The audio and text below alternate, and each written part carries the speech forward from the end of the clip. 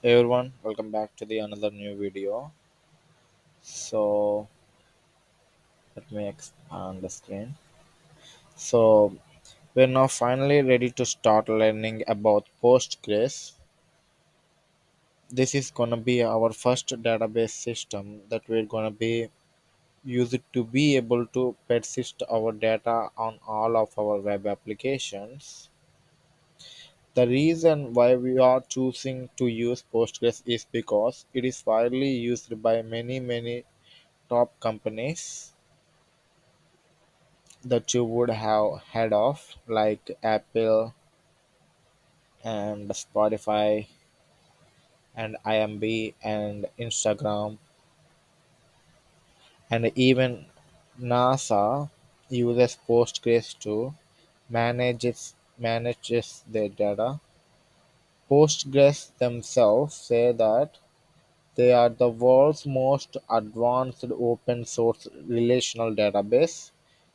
It is widely used in industry, and also it's free and open source, so we don't have to pay a single cent to use this powerful technology. But in addition, there's also a great career opportunity after you learn Postgres, because it's used so widely in a lot of companies and also in a lot of industries. Finally, it has a great community support because lots of people use this, because it's one of the top most used database management system by professional developers. That means if you get stuck, there's plenty of help available because there's a lot of people familiar with this technology. How are we going to use Postgres? Well, here you can see the diagram. We got our client, as we seen our front end of the website, that's going to hit up our server side, which is going to be the port that's going to handle the request from the client. And in order to handle those requests, there's a business logic in the application port of our website, the app.js or index.js. This handles the request and figured out what it needs to do, and the port is what is going to take to our, I mean, what is going to what going to talk to our database. Our DB is responsible for storing things such as the user details, user emails, passwords, or if you have a blog, maybe would be storing the posts and other types of data. If you have a to-do list, it will be the to-do list items. All of the data that is needs to be stored permanently to be retrieved retrieved by the application depending on whichever conditions. For example, if somebody wanted to pull up a blog post from November 2021, then they are gonna hit up the database, grab the pieces of data, and app knows how to send it back via the correct response codes and to format it for the client to be able to display it. We've already checked off uh, three of these: client, server, and application. And this is the part we are going to focusing on right now in this module.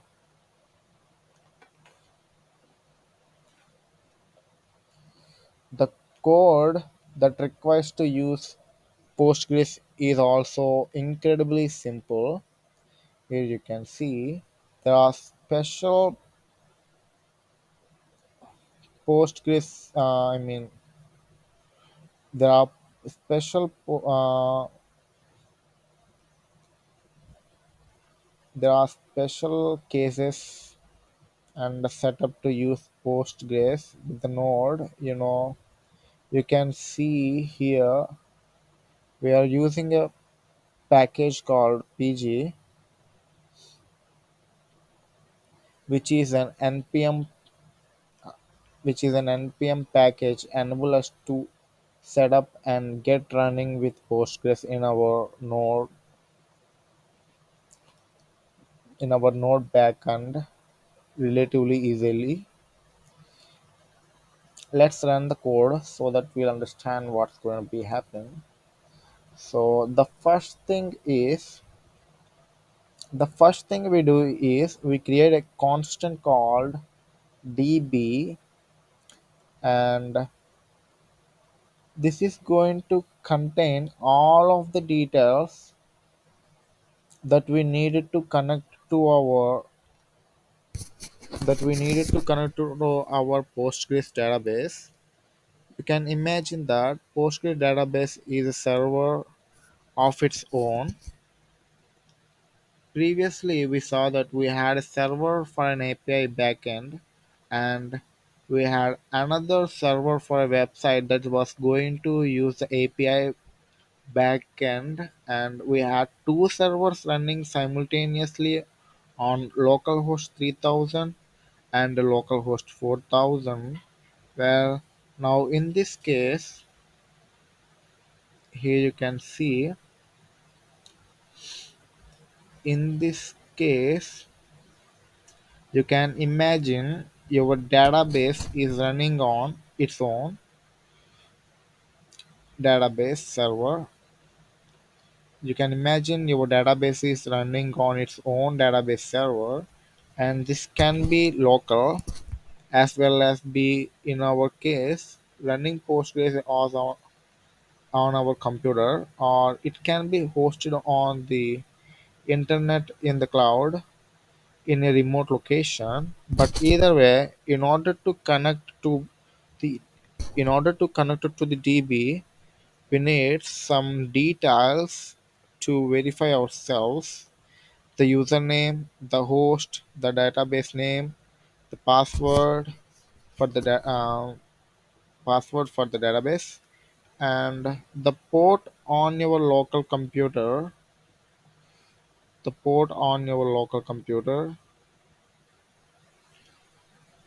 where the DB server is running. That is 5432. We're going to go through these parts later when we actually create our DB in Postgres.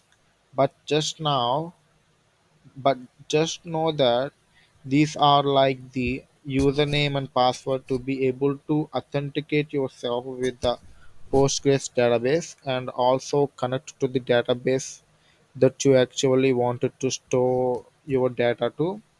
Once they're done, we can use connect method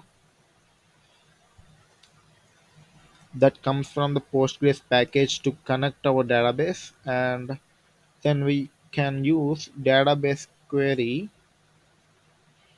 We're gonna be using database query a lot. I mean, using db.query a lot because it is where most of our work is done. And inside the method that we can do uh, and inside the method that we can do is we can write SQL code. So notice how this is being entered as a string, but what's in what's in between the double quotes is what we're already familiar with, which is SQL. There were If there were any errors, then we can handle that.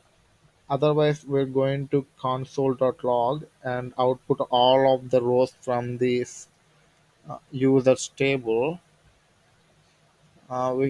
We have already know. how this SQL query is going to be useful. This will display the entire table. If there was an error, then this will displayed. Otherwise, all rows will be displayed.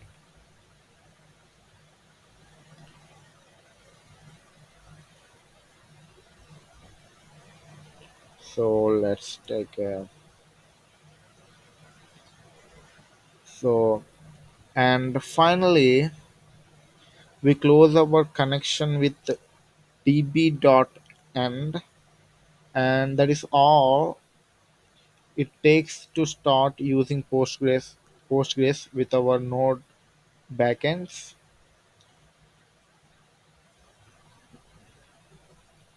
I guess Node and Express backends. I guess I forgot. We're going to we're going to this details. We're going to be doing this many more times. This is just an introduction for you to get a taste of how we can use Postgres using our Node and Express databases. So just to know that it is so commonly used, and there are all of these helpful method to make our lives easier and work with this powerful database. This is the package. Let me show you the package. This is the package we're going to be using, Node dash Postgres, and it's known as PG on npm. To install, we're going to use npm install pg. You can use simply I. We're going to be initially installing this one, and it'll help us to vastly simplify all of the operation we need to do with our Postgres to do. I mean Postgres database.